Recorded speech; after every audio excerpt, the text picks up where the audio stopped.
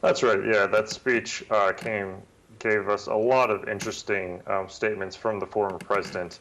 And the thing to notice, though, with the former president versus Joe Biden is that most Americans don't actually aren't that concerned about Donald Trump. Though, when you talk about Donald Trump to most Americans who are voting against him, age is really not one of the top issues. Whereas if you look at Joe Biden, if you look at the number one concern for people, for Joe Biden, both those voting for him and those voting against him, age is a top concern. But we'll see if this goes into sort of the sort of opposition folder for those not wanting to see President Trump return to office. But I think in reality, there are a lot more concerns amongst those against the former president than just age. Yeah, indeed. And if you look at it, there's not that much of an age gap between them. But when you look at Washington and the political landscape, you've got Mitch McConnell, who's had a couple of episodes where he does not look very well at all. Nancy Pelosi at 83 seeking re-election.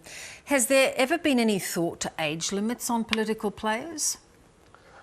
There is some talk about that. If anything, the most extensive sort of conversation about limits would be term limits.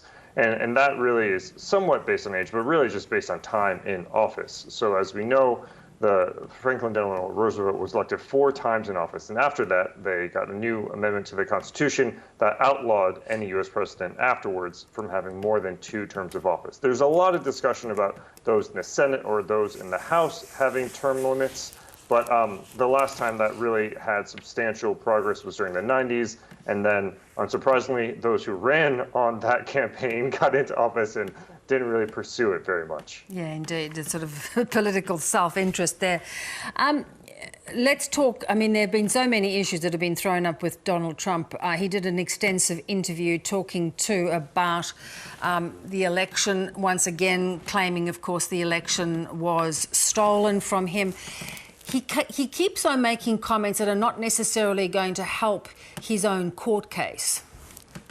That's right. I think if you look at the way the former president has conducted himself, I don't think anyone would say he makes life easy for his lawyers.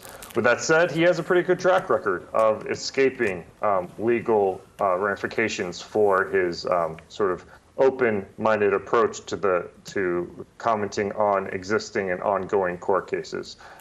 You can see in that interview, as well as in other interviews elsewhere, that he is very open about his views about what happened in the election. He really has not changed who he was when he came on the scene in 2015, when he went down that escalator, which he talked about in that interview, and how the media has been unfair to him. But in reality, I think he is the same guy he's always been, and he will continue to be that regardless of the legal ramifications. Yeah, and it's interesting to keep giving him those platforms where he, even if you're trying to fact check, he just continues to lie and lie and lie. Yeah, you can see that the media has sort of taken a different approach to the way they engage with him. I think Australia's own Jonathan Swan, in many ways, pioneered that sort of interviewing of the former president when he was in office, when he was President Trump at the time.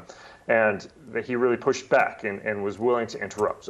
Before Donald Trump came on the scene, it was sort of convention that you would never interrupt a president, let alone a sitting president, let alone, as well as a former president. And what you're seeing now is that interviewer on NBC, on Meet the Press, she went out of her way to not give the former president the oxygen to come back, to change the subject. She really she came prepared, she came with the facts so that she could very clearly and articulately push back against every falsehood that she believed him to make. Yeah, interesting.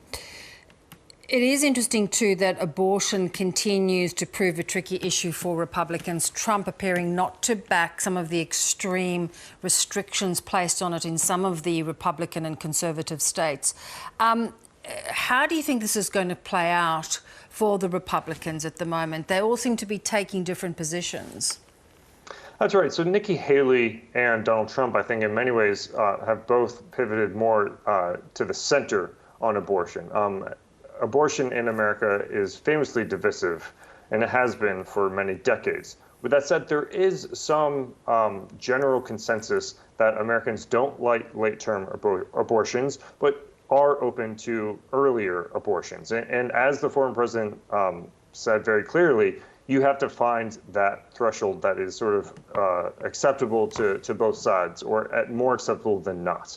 And I think that's why he went out of his way to say that he'll just get people to the table. He did not put a specific date, a specific time frame for where he would draw the line. Instead, he portrayed himself as the ultimate deal maker, as someone who can really bring all the sides to the table and end up with an outcome that everyone will be happy with. With that said, I don't think that's very likely that everyone will be happy, but in reality, he sort of created where he is today, because he helped nominate 3 Supreme Court justices to the Supreme Court who then overturned Roe v. Wade. They overturned the constitutional right to an abortion for the first time in decades, since the 1970s. And so we're now living in the world that he helped create, which he said he did, and he's proud of that. But in terms of where you draw the line, now that individual U.S. states can determine where that line is and how they're changing things, I think he sees that as bad politics. Yeah. And as a result, that's why he was criticizing Ron DeSantis and the earlier limitations. Yeah, so he might go a different tack when it gets closer to the election. Just briefly, how do you think Hunter Biden's indictment is now going to impact Joe Biden's re-election chances? Yeah, what you're seeing with Hunter Biden is, I think, what some in the Trump orbit would call flooding the zone. And this is where you try to bring out as much dirt as you can on the opposing candidate, so you can say, all right, you can say whatever you want about my candidate, but look at all the dirt on your candidate. Now, what's interesting about this one is that you don't have Democrats in Congress saying that Jared Kushner is separate from President Trump, in the way that you do have Republicans in Congress saying that Hunter Biden is separate from Joe Biden.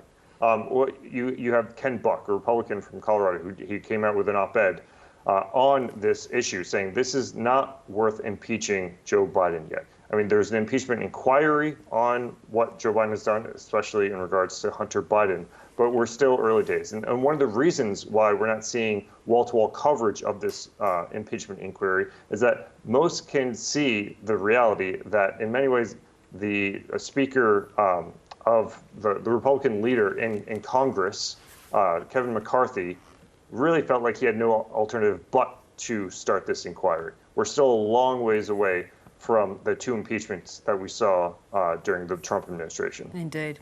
Good to get you on as always, Jared. Thanks so much. Thank you.